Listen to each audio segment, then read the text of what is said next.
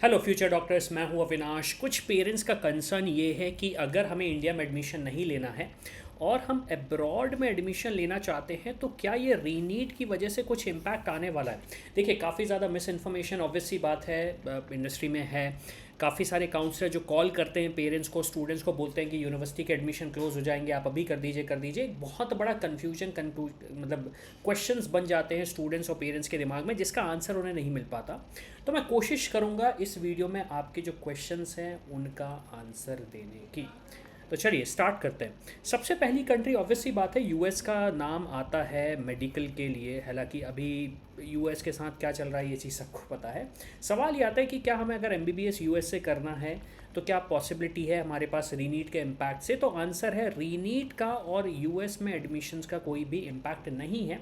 Reason काफ़ी simple है, US में जो एडमिशन प्रोसेस है वो सेपरेट है कंपेयर टू इंडिया। तो अगर आप एक ऐसे स्टूडेंट है जो यूएस की प्रिपरेशन कर रहे हो या फिर यूएस में एडमिशन लेना चाहते हो तो रीनीट का आपके एडमिशन प्रोसेस पे इम्पैक्ट नहीं रहेगा। इसका पूरा सेपरेट प्रोसेस है, तो आपको उसे फॉलो कर लेना चाहिए। अगर आपको नहीं पता है यूएस में एडमिशन कैसे होता है, कौन सी यूनिवर्सिटीज़ हमें शॉर्टलिस्ट करना है, कैसे प्रोसेस करना है, तो उसके लिए आप हमारी टीम को रीच आउट कर सकते हो। नंबर आपको यहाँ पे स्क्रीन पे दिख रहा है व्हाट्सएप का।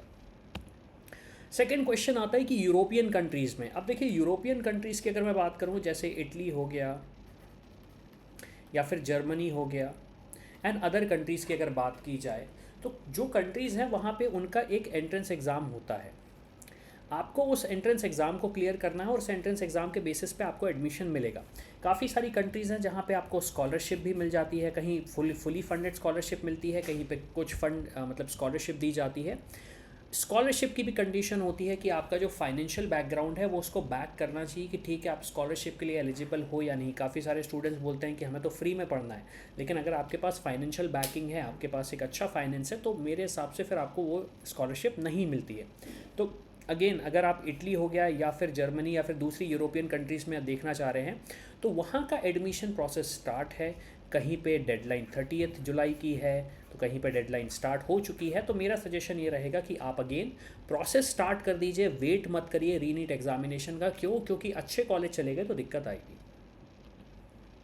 फिर उसके बाद बात आती है सी आई एस कंट्रीज़। अब देखिए सी आई एस कंट्रीज़ कौन सी हो जाती है, जैसे रशिया हो गया, कज़ाकिस्तान हो गया, किर्गिस्तान हो गया, या फिर जॉर्जिया की अगर हम बात करें, उज़्बेकिस्तान की अगर हम बात करें, तो इन कंट्रीज़ में जो एडमिशन होता है वो काफ़ी ज़्यादा डिपेंडेंट होता है आपके नीट एग्ज़ाम के स्कोर कार्ड पे।